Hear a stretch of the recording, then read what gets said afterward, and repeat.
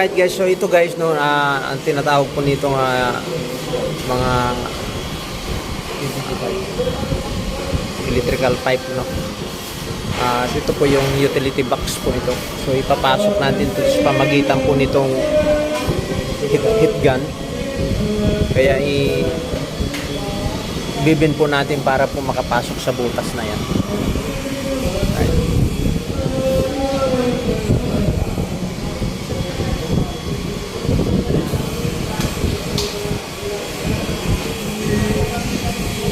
Alright guys, so yan ipapasok na sa butas. Yan, gano'n kabilis po ang ating pagka-install po ng mga electrical pipe po natin mga kasi-kasi.